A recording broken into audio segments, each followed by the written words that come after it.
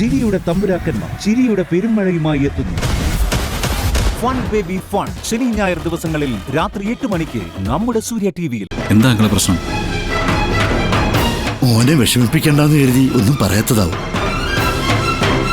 എല്ലാത്തിനും കാരണക്കാരി എന്റെ മോൾ ശിവാനിയാണ്.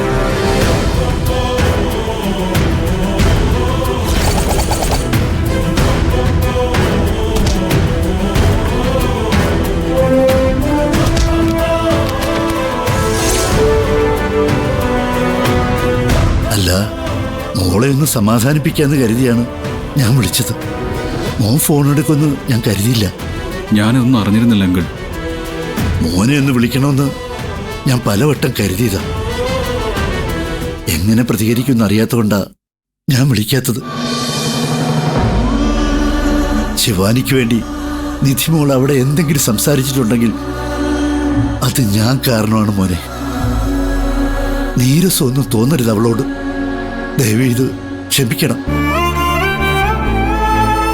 മോൾ ഇവിടുന്ന് അങ്ങോട്ട് വരാൻ ഇറങ്ങിയ ശേഷവും ഞാൻ വഴി വെച്ച് കണ്ടിരുന്നു. അപ്പോഴാ പ്രണവിന് വേറെ വിവാഹം നോക്കുന്ന വിവരം അവൾ പറഞ്ഞത്. നല്ല കാര്യമാണ്. പാവം പയ്യനാണ് പ്രണവ്. അവന് ഒരു നല്ല ജീവിതം ഉണ്ടാവണം മോനെ. ഇനി ശിവാനിക്ക് വേണ്ടി സംസാരിക്കേണ്ടെന്ന് ഞാൻ നിധിമോളോട് പറഞ്ഞിട്ടുണ്ട്. എന്റെ മോള് കാരണം നിങ്ങളുടെ കുടുംബത്തിനുണ്ടായിട്ടുള്ള എല്ലാ പ്രശ്നങ്ങൾക്കും ഞാൻ മാപ്പ് ചോദിക്കുന്നു. വെക്കട്ടെ. Uncle, hello.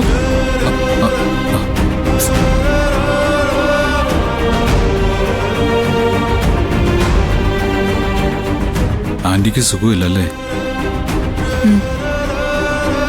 അതെന്താ നീ എന്നോട് പറയാറുന്നത്?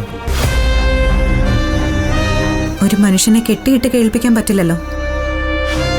പറഞ്ഞു മനസ്സിലാക്കാൻ ശ്രമിക്കാനല്ലേ പറ്റൂ. കേൾക്കില്ല എന്ന് വാശി കൂടി ആയാൽ എന്തു ചെയ്യും? അമ്മയ്ക്ക് സുഖമില്ലാന്ന് അറിഞ്ഞിട്ടാണ് ഞാൻ പോയതെന്ന് പറയാൻ ഞാൻ എത്ര വട്ടം ശ്രമിച്ചു. ഗൗത അപ്പോഴൊക്കെ വിശ്വസിച്ചത് ഞാൻ അമ്മാവനുമായി ചേർന്ന് ശിവാനിയെ തിരികെ ഇങ്ങോട്ട് കൊണ്ടുവരാൻ പ്ലാനിങ് നടത്താൻ പോയിന്നല്ലേ.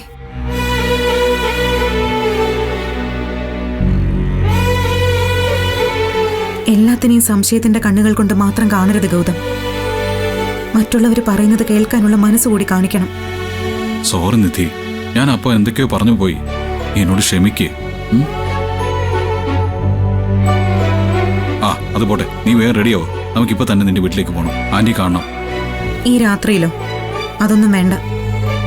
എന്തായാലും ഇപ്പോഴെങ്കിലും സത്യം മനസ്സിലാക്കിയല്ലോ, അത് മതി എനിക്ക്. അതല്ല നിധി, പോണം നമുക്ക്. അമ്മയ്ക്ക് ഇപ്പൊ കുഴപ്പമൊന്നുമില്ല ഗൗതം. എടുത്തു പിടിച്ചിട്ടിപ്പോ അങ്ങോട്ട് ചെന്നാ അവിടെയുള്ളവർക്കും സംശയമാവും.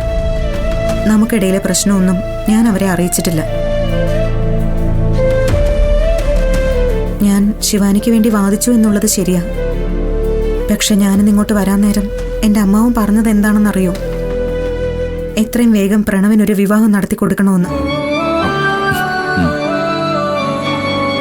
ഹൃദയം തകരുന്ന വേദനയോടെയാ സ്വന്തം മകളെ ബലി കൊടുത്തോളാൻ ആ അച്ഛൻ പറഞ്ഞത്.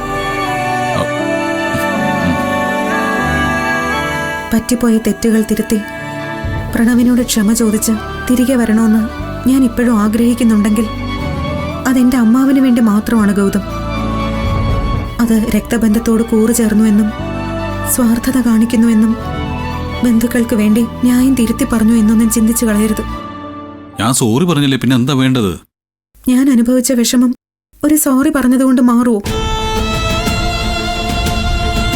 ഗൗതം എന്നെ കുറ്റപ്പെടുത്തി സംസാരിക്കുമ്പോൾ എനിക്ക് എന്തുമാത്രം അത് വേദനിക്കുമെന്ന്